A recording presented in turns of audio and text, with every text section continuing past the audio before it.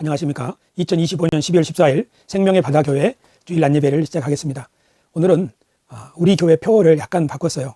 우리가 두 개가 있었는데 그걸 하나로 합친 거예요. 세상과 함께 진리를 찾고 복음으로 그 진리의 완성을 증언하는 구도자들의 공동체. 이렇게 두 개로 나누니까 헷갈리니까 하나로 합쳤어요. 오늘 저는 우리 생명의 바다교회 새로운 출발을 위하여 우리 교회가 앞으로 나아갈 방향에 대해서 말씀드리도록 하겠습니다. 네 가지인데요. 첫째는 저의 구도자의 여정을 말씀드리고, 그리고 우리 교회의 강령 실천, 그리고 앞으로 어떻게 교회를 운영하겠다 하는 목표 계획안, 이런 것들에 대해서 말씀드리려고 합니다.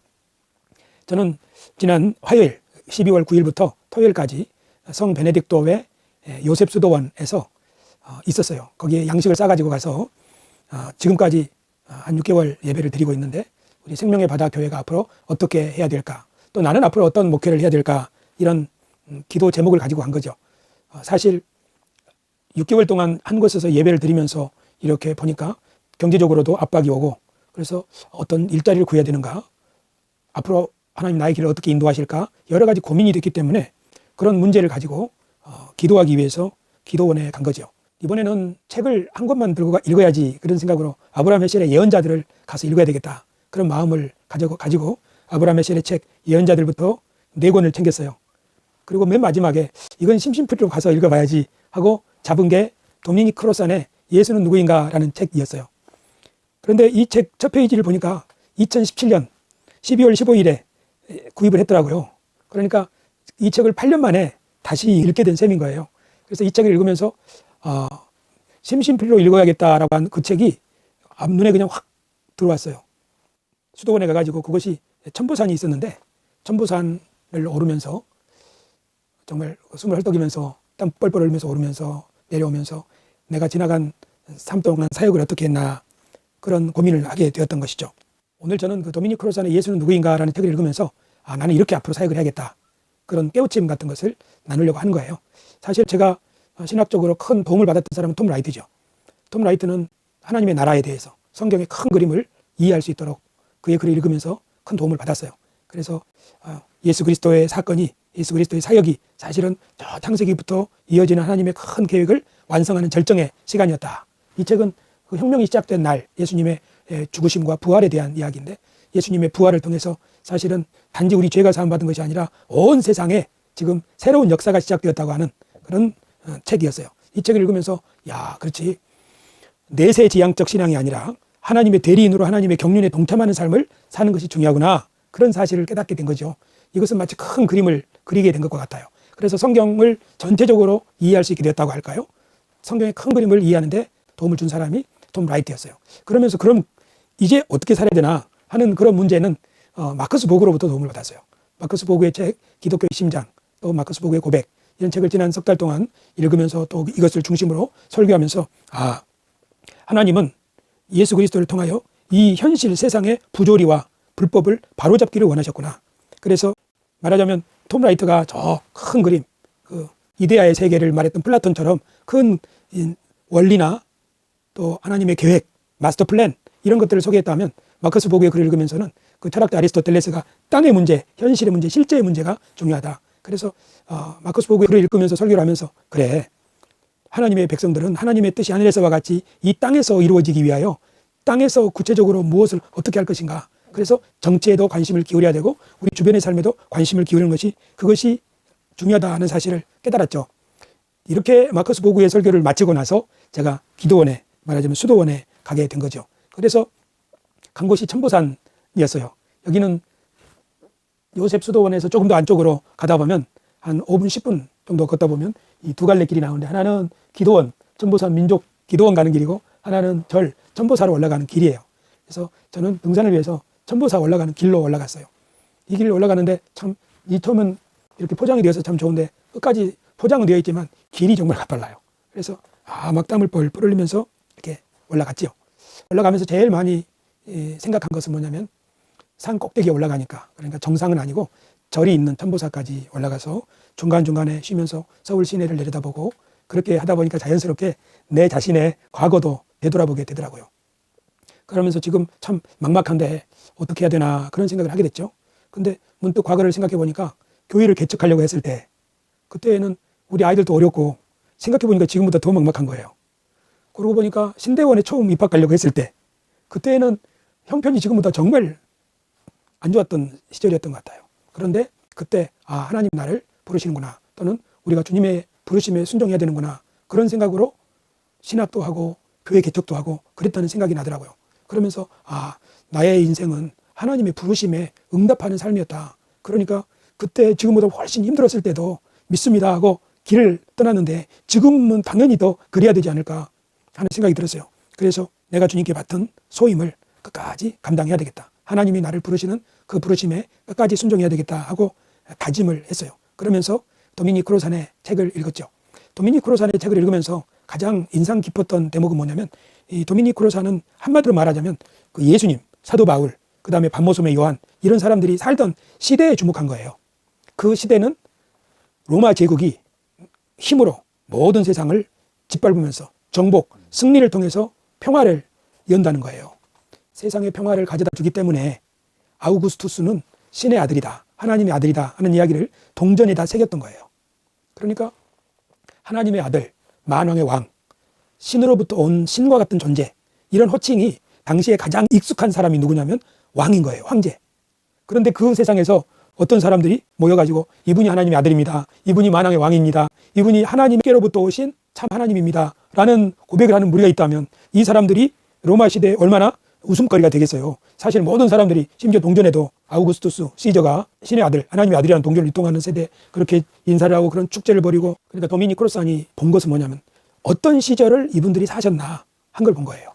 그러니까 마커스 보그는 예수님이 왜 예루살렘으로 올라가셨나, 왜 성전을 뒤엎으셨나, 그러니까 그 당시의 부조리 불법을 바로 잡는 것, 이것이 하나님의 뜻이라고 생각했다고 보는 거죠. 그렇다면 도미닉 크로산은 이분들이 살았던 로마 시대에, 그러니까 교회가 이분을 하나님의 아들이라고 말한다면 그건 굉장히 큰 반란에 해당하는 거죠. 사실 예수님도 그 십자가에 달린 것이, 당시에 로마 제국이 십자가형으로 사람을 죽일 때 무장 폭력 쓰는 사람들은 다 십자가에 매달았다고 그래요. 그런데 무장을 하지 않고 비폭력, 그렇게 저항운동하는 사람들은 그 우두머리만 십자가에 매달았다고 그러는 거예요. 그러면서 예수님 한 사람만을 십자가에 매달았다고 하는 사실은 예수님이 비폭력 저항운동을 하셨기 때문이다 라고 로마인들이 판단했다는 거죠. 그렇게 도미닉 크로산은 예수님을 해석을 하면서 예수님의 사역 가운데 특별히 병자를 치료하고, 또 오늘 우리가 읽었던 누가복음 9장에서 제자들을 파송할 때 아무것도 가지고 가지 말라는 거잖아요. 배낭도, 두보옷도, 신발도, 심지어 먹을 것도 갖고 가지 말라잖아요. 나는 기도원 갈 때 바리바리 옷을 싸가지고 가고 양식도 싸갔는데, 그리고 차를 운전해서 갔잖아요. 물론 혼자 있기 위함이죠. 근데 제자들은 마을마다 파송을 받으면서 아무것도 가져가지 말라는 거잖아요. 이 도미닉 크로산은 이 의도를 뭐라고 이해를 하냐면, 너희들이 가서 사람들을 만날 때 그 사람들한테 너희들을 의탁을 해라. 그래서 그 사람들이 주면 먹고 재워주면 자고, 너희들을 영접하면 평안을 빌고, 너희들을 거절하면 발에서 먼지를 떨어버리고, 말하자면 예수님 자신도 예를 들면 가버나움이나 나사렛 이런 데다가 회당을 짓고 거기를 예배당을 건설하고 제자들을 사방으로 보내고, 또 그곳에서 집회도 열고, 이런 식으로 중심 자리를 정하지 않고 예수님 자신도 다른 마을에 가서도 복음을 전해야 된다 하면서 계속 돌아다니신 거예요. 오늘날 교회 개척하고는 전혀 다른 거죠. 오늘날 사역을 한다면 선교지에 가서도 마찬가지일걸요. 선교지에서도 탁발성처럼 막 돌아다니는 일이 선교가 아니잖아요. 물론 거리에 전도자들이 있긴 해요. 하지만 예수님은 오늘날과는 전혀 다른 방식으로 선교를 했다는 거죠. 그 이유를 뭐라고 도미닉 크로산은 얘기를 하냐면은, 이 로마 제국이 신과 인간 사이의 중개자로 황제를 세우고, 또 그 밑에 통치자들을 세우고 총독을 세우고 해가지고 위에서 아래를 짓누르는 이런 시스템이었다는 거예요. 힘으로 세상을 누르는, 군사력으로, 권력으로, 그리고 경제력 착취로 세상을 누르는. 그러니까 밑에 있는 일반 시민들은 다 허덕일 수밖에 없는 거죠. 그러니까 이 세상 자체가 위에서 아래를 이렇게 감독하고 누르는 시스템으로 작동되고 있었기 때문에 그런 세상에서는 생명이 아래로 갈수록 죽을 수밖에 없다. 그래서 예수님은 이런 세상을 뒤집으려고 한 거예요. 그게 아니라 모든 사람이 서로서로에게 의존하고 서로서로에게 도와주는 그런 공동체를 시연하고 모범으로 보여준다는 거였죠. 그래서 제자들에게도 아무것도 가지지 말고 가라 했다는 거예요. 그러니까 예수님의 사역 자체도 그 시대의 정신하고는 정반대인 거예요. 누구든지, 사실 오늘날도 마찬가지예요. 오늘날도 누구든지 뭘 하려고 하면은 털을 닦고 재정을 모으고 사람들 모으고 해가지고 거기서 기반을 닦아가지고 쫙 뻗어나가는 거잖아요. 사실 교회나 세상의 모든 일들을 다 그런 식으로 하고 있는 거예요. 그러다 보니까 이렇게 어디든지 대장이 있는 거죠. 책임자가 있어가지고. 이것이 그러니까 예수님이 조직을 흩어버리려는 것이 아니라 그런 체제가 사람들을 행복하게 하고 더 번영하게 하는 것 같지만, 그러니까 로마가 세상에 황제가 평화를 갖다 주기 때문에 모든 세상이 번영하고 행복한 풍요의 세대가 된다고 선전을 하지만 그것은 로마 시민들 이야기고 황제의 이야기고 가진 자들의 이야기고 대부분의 사람들은 거기선 착취와 고통을 겪는다는 거예요. 이것이 하나님의 뜻에 위배되기 때문에 그것과 정반대의 길을 걸으셨다는 것이에요. 이것이 도미니크 코로산의 설명이에요. 특별히 도미니크 코로산은 그 부분도 이야기를 했어요. 내가 온 것은 평화를 주려고 하는 것이 아니라 검을 주려고 왔다. 그렇게 하면서 집안에서 아버지와 아들이, 시어머니와 며느리가 서로 대적하리라는 거잖아요. 불화하리라는 거잖아요. 그것을 뭐라고 일반적으로 이해를 하느냐면, 우리가 예수님을 믿게 되면 그런 핍박을 받게 된다. 우리가 선한 일을 하려고 하면 그런 어려움을 겪을 수 있다. 그런 이야기로 해석을 많이 해요. 그런데 도미니크 코로사는 그것을 뭐라고 얘기하냐면 그 부분을 잘 보면 세대를 얘기하고 있다. 아버지 세대, 아들 세대, 시어머니 세대, 며느리 세대, 이런 거 말이에요. 그러니까 이 말은 뭐냐면 시어머니가 며느리에 대해서 가지고 있는 갑을 관계, 옛날에 가부장적 체계에서 아버지가 아들에 대해서 가지고 있는 갑을 관계, 그러니까 이 가족 안에도 권력으로 인해서 권력으로 지탱되고 운영되는 그런 거에 대해서 지금 반기를 든다는 거예요. 즉 예수님의 공동체는 서로 하나님의 뜻을 행하는 사람들이 내 아버지, 어머니, 형제, 자매라는 거죠. 그러니까 도미니크 코로산이 집중하는 예수님은 어떤 분이냐 하면은 사람을 억압해가지고는 절대로 그가 행복할 수 없다. 모든 사람들은 평등하고 자발적으로 서로가 서로를 섬기는 그런 공동체가 돼야 된다. 그것이 하나님 나라라는 거예요. 그래서 그런 정신을 가장 먼저 실천하는 자리가 예수님의 공동체라는 거죠. 그리고 예수님의 공동체는 바로 그것을 실천하는 자리예요. 그리고 예수님께 오는 사람들도 그렇게 대해주는 거죠. 그리고 예수님이 제자들을 보내는 것도 마찬가지예요. 병든 사람을 치료해주고 싸매주고, 예수님이 말하자면 홀로 있는 거지나 문둥병자, 그들을 가까이 가서 치료해 주셨잖아요. 사실 그 사람들은 그 시대에는 저가 무슨 죄를 받아서 저렇게 됐습니까? 하고 말하자면 사회에서 격리된 사람들이죠. 소외된 사람들이죠. 문둥병자는 더욱 그렇고.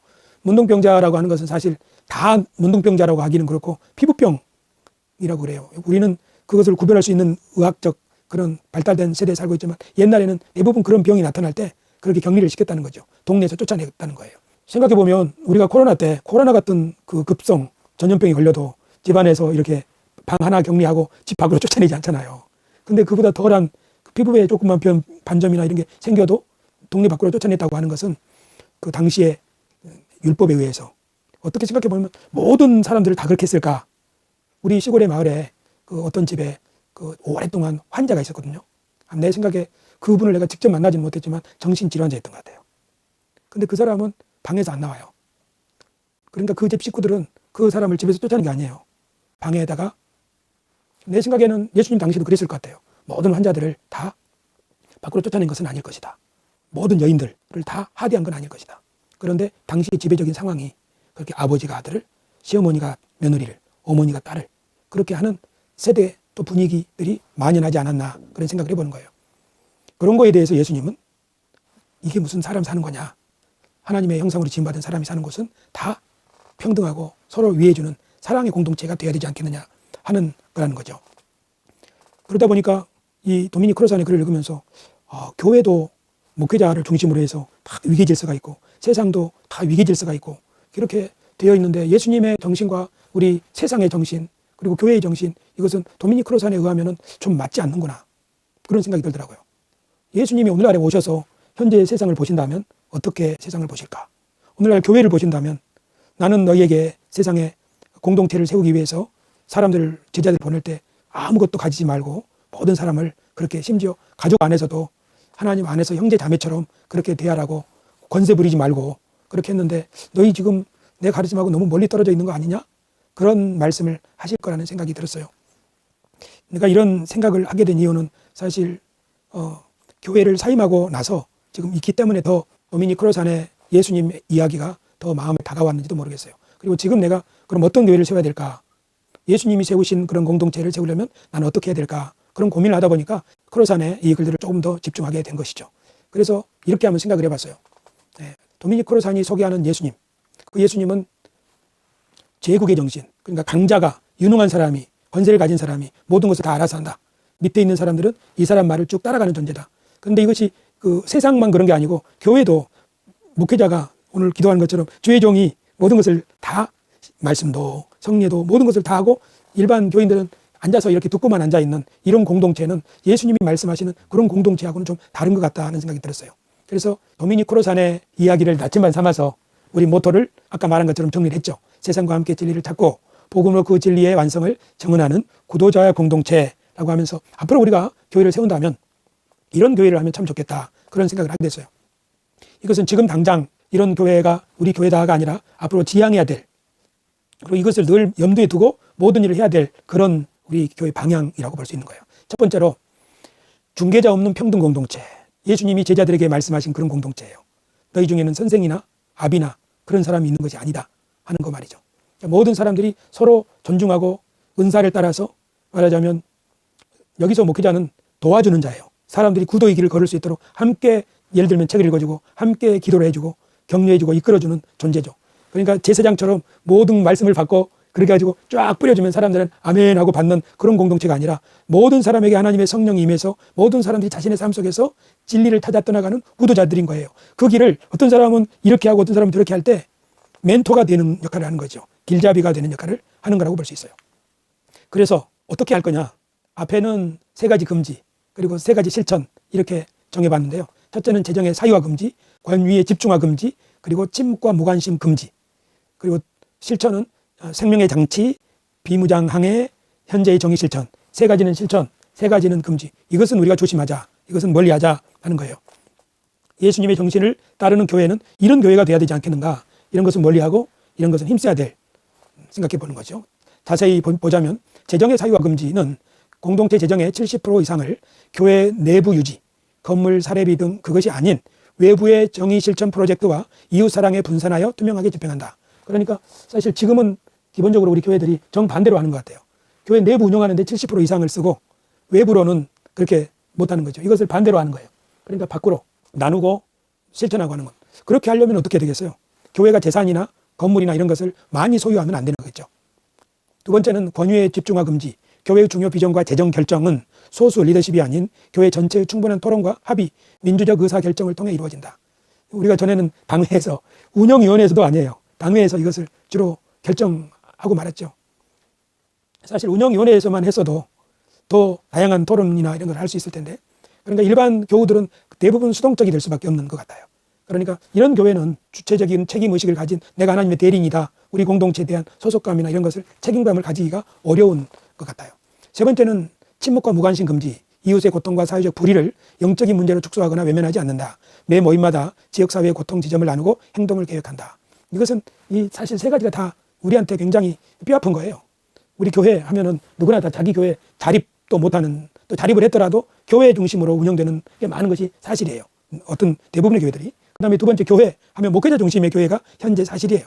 우리들도 지금 거의 뼛속 깊이 이런 교회가 새겨져 있죠.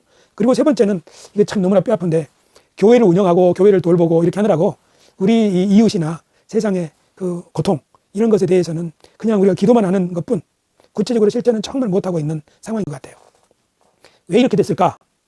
이것은 이 세상을 살아가는 그 2000년 전에 로마가 세상을 지배하는 팍스 로마나 정신, 힘으로, 돈으로, 권력으로, 사실 교회도 마찬가지예요. 돈이 있어야 교회도 되지 하는 말이 거의 상식처럼 우리 생각에 있을 만큼 우리가 이런 정신에 찌들어 있기 때문에 이런 것을 거부하지 못하고 그렇게 살아왔다는 반성인 거예요. 그러니까 이번에 도미니크로산을 읽으면서 앞으로 우리가 교회를 한다면, 또는 앞으로 우리 교회가 지향해야 될 방향은 내부가 아니라 외부로, 그리고 목회자 1인 체제가 아니라 교인들이 다 같이 하는, 이것은 사실 나도 굉장히 지금 여기에서 벗어나기 위해서 노력을 많이 해야 되고, 그래서 이 도미니크로산의 글을 더 집중적으로 읽으면서 로마 제국이 당시 어떻게 세상을 그렇게 이데올로기적으로 지배했는가, 그리고 동시에 이 이데올로기, 오늘 우리 시대 이데올로기가 어떻게 우리들을 옥죄고 있는가 하는 것을 더 명확하게 포착하고 싶은 거예요. 왜냐하면 비트코인, 주식, 기본소득 이런 이야기들이 많이 있는 것이 사실이잖아요. 그래서 이 3가지는 우리가 거부해야 될 것. 재정 사유화 금지, 교회만 위해서 쓰는, 그 다음에 목회자 중심의 교회가 아닌, 그 다음에 주변에 대해서 무관심하는, 이런 것들을 우리가 극복하기 위해서 애를 써야 된다. 이것은 우리가 애를 써야 될 변혁을 위해서 애를 써야 될, 그런 벗어나기 위해서 애를 써야 될, 그리고 자꾸 이리로 되돌아가려고 하는 습성이 우리들에게 있을 거라는 것을 우리는 기억해야 됩니다. 그리고 3대 실천은 첫째, 생명의 잔치, 평등, 모든 모임은 사회적, 경제적 격차를 허무는 개방적 식사, 평등한 잔치를 핵심 순서로 한다. 음식 나눔 자체가 가장 중요한 말씀의 선포가 되게 한다. 이것은 굉장히 낯설은데 그 예수님과 세례 요한의 차이를 이렇게 설명하는 거예요. 세례 요한은 와서 금식도 하니까 사람들이 미쳤다고 그랬잖아요. 근데 예수님은 와서 막 먹고 마시니까 먹기를 탐하는 자들 자라 그러고 세리와 죄인들의 친구라고 그러잖아요. 도미니크 코르사는 이렇게 설명을 하더라고요. 세례 요한처럼 예수님도 세례 요한에게 세례를 받고 회개하라 하나님 나라가 가까이 왔느니라, 세례 요한의 메시지와 똑같은 말씀을 똑같이 전한 거예요. 그런데 세례 요한이 처형되고 나니까, 세례 요한이 전파한 건 뭐냐면 곧 하나님의 나라가 가까이 온다, 이 모든 것들을 바로잡을 하나님의 통치가 이 세상에 이루어진다, 그 메시지를 전했다는 거예요. 사실 예수님도 처음에는 그랬다는 거예요. 도미니크 코르사의 말에 따르면. 그런데 세례 요한이 처형을 당하고 나서부터 바뀌어졌다는 거죠. 그게 아니라 우리가 가만히 기다리면 하나님이 우리들에게 오셔서 세상을 새롭게 열어주시는 것이 아니라 하나님은 이미 새로운 세상을 우리에게 열어주시기 위해서 여기 와서 기다리고 계시는구나, 우리들이 거기에 참여하기를 원하는구나, 그래서 이미 온 하나님의 나라를 축하하고 잔치를 벌이셨다는 거죠. 그래서 예수님의 삶의 사역의 방식은 세례 요한의 그런 금식적인 금욕적인 방식과는 전혀 다른 방식이었다는 거예요. 막 풍족해서 잔치를 벌였다는 것이 아니라 지금 여기에 평등의 세상, 생명의 잔치, 그러니까 낡은 이데올로기에 따라서 그렇게 살아가지 말고 우리 새로운 평등의 세상, 하나님 나라가 여기 와서 우리들에게 펼쳐 있으니 그 세상 우리가 동참하자, 그런 정신으로 살아가자 하는 것을 평등한 식사를 통해서 가르치고 본이 되고 누렸다는 거죠. 사실 식사가 뭐냐면은 아무나 식사하지 않아요. 요새 송년회 하잖아요. 송년회 하면은 다 초청자 명단이 따로 있는 거예요. 저기 정치인들은 정치인들끼리, 학자들은 학자들끼리 다 그 식사 모임이라고 하는 것은 그 계급의 모임인 거예요. 그런데 예수님은 이 식사 자리를 뭐라고 해요? 사람들이 핀잔을 주는 것처럼 세리와 죄인들과 더불어서 식탁을 한 거예요. 그러니까 당시 사람들이 보기에는 저건 역겨운 거죠. 안 되는 거죠. 그러니까 예수님의 이 생명의 잔치라고 하는 것은 그 식탁 자체가 평등의 잔치를 말하는 거예요. 그러니까 사실 교회도, 교회의 식사가 목회자들이나 일부 몇 사람의 헌신에 의해서 운영되고 하는 그런 자리라기보다는 모든 성도들이 함께 동참하고 서로 십시일반 동참하는 그런 자리가 되어서 나는 대접받고 누구는 이렇게 하는 그런 것이 아니라 함께 친구가 되는 그 식탁 공동체가, 그런 것이 이루어지는 자리가 되어야 된다는 거예요. 두 번째는 비무장항해인데요. 아까 우리 빈손으로 내보낸 거 있죠. 나눔과 상호 의존의 경제를 실천한다. 서로의 필요를 익명으로 나누고 도우며 세상에 소비와 축적이라는 지배 원리에 대한 대안적 삶을 증명한다. 이것은 아마 우리가 그 마귀야 물러가라, 귀신아 물러가라 하는 그 우리 젊었을 때 뭘 쫓아내는 기도한 거 있잖아요. 또는 나쁜 생각을 쫓아내려고 하는 그런 기도들 있잖아요. 그것보다도 더 어려울지도 몰라요. 이것은. 왜냐하면 누구나 다 더 많이 쌓아놓으려고 하고, 누구나 다 더 많이 더 좋은 것을 소비하려고 하잖아요. 더 좋은 차 가지려고 하고, 더 큰 집을 가지려고 하고, 그런 삶이 행복한 삶이라고 하는 그런 세상이잖아요, 지금. 그런데 그것과 대안적인 그런 원리와 반대되는, 아니, 나누는 삶, 함께하는 삶이 더 행복한 거야. 그것을 상호 의존하는, 그리고 익명으로 도움이 필요한 사람은 마음껏 도와주는 그런 공동체를 실천하자. 그게 예수님의 공동체, 진정한 교회가 아니냐 하는 거예요. 세 번째는 부활인데요. 현재적 정의를 실천하는 것이 예수님의 부활의 의미다. 예수님의 부활이라고 하는 것은 예수님이 지금 우리 가운데 여기 계시는 것을 경험한 사람들의 이야기 아니냐. 그러니 우리의 헌신과 봉사를 의무가 아닌 하나님의 공의가 이미 시작되었음을 세상에 증명하는 부활의 증언으로 선언하고 적극적으로 실천한다. 예수님이 부활하셨다. 우리와 함께 계신다. 증거가 뭐냐? 바로 우리 공동체에 와봐라. 여기 오면 예수님의 살아계신 하나님 우리와 함께 하심을 경험할 수가 있을 것이다. 우리들이 사는 모습이 우리들이 의무로 봉사하는 것이 아닌 사랑으로 공의를 실천하고 하는 이 모임이 바로 주님이 살아계시다고 하는 증거가 아니겠느냐 하는 거예요. 그래서 참 먼 그림처럼 보이지만 새롭게 시작한다면 교회가 이것은 멀리하고 이것을 고치려고 애를 쓰고, 그리고 이런 삶을 위해서 힘을 쓰자. 3대 거부, 3대 실천사항을 이렇게 정리를 해왔어요. 이것은 앞으로 더 연구하고 공부하고 기도하면서 노력해야 될 내용들입니다. 그러면서 이런 내용들을 우리 구도자들이 함께 숙지해 나가기 위해서 예언자들의 영성인 아브라함 헤셀의 예언자들과 함께 읽어나가고, 그리고 코르산의 하나님과 제국, 지금 난 이걸 읽고 있는데, 그리고 두 개는 톰 라이트죠. 혁명이 시작된 날, 마침내 드러난 하나님 나라, 이런 책들을 이제 쭉 독서 모임을 통해서 읽어나가면서 우리의 마음가짐, 그리고 우리가 지금 어떤 세상의 원리, 지배 원리와 마주쳐서 싸우고 있는가 하는 것을 잘 이렇게 세워나가면 좋겠어요. 그러니까 참 어떻게 보면 우리 젊었을 때는 눈에 보이지 않는 그 귀신의 세력과 확 싸우는 싸움이라고 생각을 했는데, 이제 지금 생각해 보니까 사도 바울이 말한 우리의 싸움은 혈과 육에 대한 것이 아니요 통치자들과 권세들과 이 어둠에 있는 세상 주관자들과 하늘에 있는 악한 영들이라고 할 때, 사실 그것이 이 세상의 지배 원리인 것 같아요. 사람들한테 너 이거 없으면 죽어, 이렇게 해야 성공한 사람이라고 하고 사람들을 막 그렇게 속이는 존재인 거죠. 구도자가 된다는 것은 바로 그런 것을 파악하고 그 대적을 물리칠 수 있는 그런 용사가 된다는 의미라고 생각해요. 이런 책들이 도움이 될 거라고 생각합니다. 그래서 저는 이렇게 하겠습니다. 5개 결심을 하고 왔어요. 첫째, 저는 목회자 소명을 완수하겠습니다. 저는 목회자로 부름받았으며 교회를 위한 사역자가 될 것을 결단한 처음 뜻을 끝까지 붙들고 살겠습니다. 나는 목회자로 부름받았으니 끝까지 이 소임을 감당하겠다 하는 거고요. 두 번째는 초심으로 구도의 길을 가겠습니다. 저는 처음에 신학 공부를 하던 심정으로 오늘 우리 시대의 교회에게 주어진 과제를 극복하고 하나님의 나라를 위해서 할 수 있도록 구도의 길에 전념할 것을 다짐합니다. 세 번째, 소그룹 네트워크를 인도하겠습니다. 저는 구도의 길에 함께하는 사람들과 예수님의 하나님 나라 정신을 공유하고 나누며 실천할 수 있도록 작은 모임들을 인도할 계획이며 그 모임들이 네트워크를 형성할 수 있도록 이끌겠습니다. 네 번째, 저는 사도 바울을 따라 일하는 것을 주저하지 않겠습니다. 다만 우선순위가 사역에 있음을 잊지 않겠습니다. 때로는 곰핍할지라도 견뎌야 할 때가 있을 것을 각오하겠습니다. 이 말은 일하겠다는 거예요. 하지만 우선순위는 사역에 있다는 것을, 그러니까 일하는 것이 나에게는 더 이상 선택의 문제가 아니다 하는 거예요. 이번에 가서 보니까 수도사들이 그렇게 저녁마다 예배를 드리지만 까만 그 옷을 입고요, 낮에는 다 작업복 차림으로 배밭에서 일을 하고 그러더라고요. 아주 자연스럽게. 그런 구호가 있다고 하잖아요. 일하라 그리고 기도하라. 라틴어로 라보라 앳 오라인가 그래요. 오히려 그 수도사들에게 일하는 것이 영성 추구의 귀한 덕목으로 여기는 거죠. 사실 사도 바울은 그런 차원에서 일한 건 아니에요. 사도 바울은 자기가 전도하는 것이 교회에게 부담이 되어가지고 복음 전도에 걸림돌이 되지 않기 위해서, 그러니까 저 사람은 돈벌이를 위해서 먹고 살려고 저렇게 하는 거야, 그런 말 안 들으려고 그렇게 일을 한 거예요.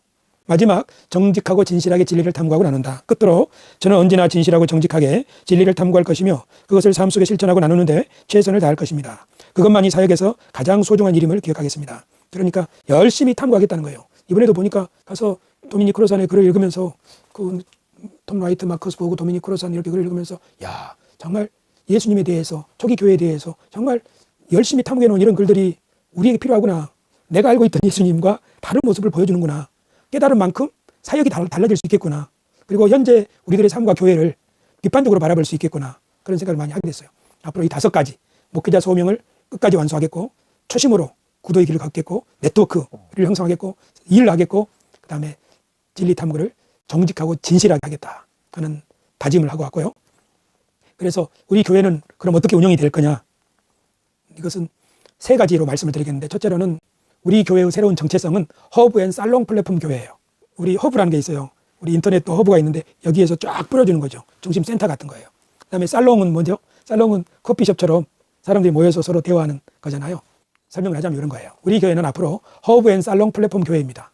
이번에 책을 읽으면서 뭘 깨달았냐면, 우리는 그동안 교회를 세우기 위해서 예배당을 준비하고 핵심 멤버를 모으고 해가지고 다 교회를 운영해서 자립하면 선교도 하고 그런 식으로 하는 줄 알았는데, 예수님의 교회는 보니까 아무것도 가르치지 말고 사람들을 막 파송하잖아요. 그러면 어떤 결론에 도달하게 됐냐면, 교회를 세우려면 교회를 흩어야 되는구나. 그런 걸 깨달은 거예요. 그래서 그래서 이렇게 해야 되겠구나. 우리 지금 주일 예배, 주일에는 유튜브로 허브를 마련하는 거예요. 여기가 중심이에요. 여기에서 모든 구독자들, 후원자들, 관심 있는 사람들이 다 여기에 집중을 하는 거예요. 이것을 통해서 뉴스를, 또 메시지를, 또 토론의 주제를 이렇게 나누는 거예요. 그래서 흩어져 가지고 각 사람에게, 각 지역에 살롱 모임을 갖는 거죠. 거기서 삶도 나누고 말씀도 나누고 주일 메시지도 서로 나누고, 그렇게 하면서 이 작은 모임들이 서로 연결이 되게 하는 그런 교회. 그래서 허브 앤 살롱 플랫폼 교회입니다. 그러니까 우리 교회는 당장의 건물이 필요한 것이 아니라 이런 열심히 연구를 하고 또 말씀을 나누고 하는 이런 유튜브 채널이 중심이 되고, 그리고 이제 각 지역에 또 각 사람들과의 만남을, 살롱, 여기 말하는 스포크라고 하는 것은 바퀴에, 자전거 바퀴에 있던 살 있잖아요, 살. 그러니까 바퀴살 살롱인 거예요. 곳곳에 소그룹 모임들이 있어가지고 이것이 하나의 네트워크를 형성할 수 있도록. 그래서 이 사람들도 본인들이 자기들의 그 예수님의 정신을 실천하는 그런 삶을 살 수 있도록 지원하는 거죠. 메시지를 지원하고 만남을 통해서 지원하고 하는 거예요. 이렇게 하기 위해서 제가 사람들을 만날 때 이 3가지 여정, 제가 걸어왔던 여정을 도움을 좀 줬겠다 하는 생각이에요. 하나는 해방, 내가 은혜의 복음을 통해서 어떻게 율법주의에서 해방됐는가, 어떤 사람 이런 게 필요하겠고요. 또 세계관, 내가 하나님의 나라를 어떻게 새롭게 이해하게 되었는가 하는 거 말이에요. 그리고 이제 실천, 그 하나님 나라 정신을 구체적으로 그럼 일상에서 어떻게 실천할 것인가 하는 것을, 지금 이것은 새로운 여정을 걸어가고 있는 것이죠. AI가 이렇게 이 사람의 말을 추천해 주더라고요. 도전하는 이에게는 모든 것이 흔들리기 마련입니다. 사실 루터가 도전하는 사람이었잖아요. 불안하기도 하고 모든 것이 불안정한 거예요. 왜냐하면 도전하니까. 지금 딱 우리 형편인 것 같아요. 우리의 마음일 수도 있고. 하지만 우리가 모든 것이 안정되어 있고 딱 정해져 있다면 이렇지는 않을 거예요. 우리가 루터를 기억하면서 도전하는 이에게는 모든 것이 흔들리기 마련입니다. 그러나 하나님 내가 여기 있습니다 한다면 주님이 우리 걸음을 이끌으실 줄로 믿습니다. 저는 오늘 지난 4일 동안 천보산 요셉 수도원에서 앞으로 어떤 교회를 세우면 좋을까, 또 나는 어떤 사역자가 될까, 예수님이 바라시는 교회는 어떤 교회일까, 이런 고민을 가지고 연구하고 묵상하면서 우리 생명의 바다 교회를 이렇게 다시 한번 시작해 봐야 되겠다 하는 기본적인 생각들을 정리했고 그것을 말씀드렸습니다. 이것이 어떤 그림이 될지 어떤 모양이 될지 그것은 잘 모르겠어요. 때로는 불안하기도 하고요. 하지만 주님이 가신 길이 그 길이라면 그 길이 오늘날에는 이런 모습의 길이 아니겠는가 하는 것을 생각하면서 생명의 바다 교회 새로운 출발을 해보려고 합니다. 여러분들도 우리 생명의 바다 교회가 이 길을 잘 걸어갈 수 있도록 기도해 주시고 응원해 주시고 또 동참해 주시면 감사하겠습니다. 기도하겠습니다.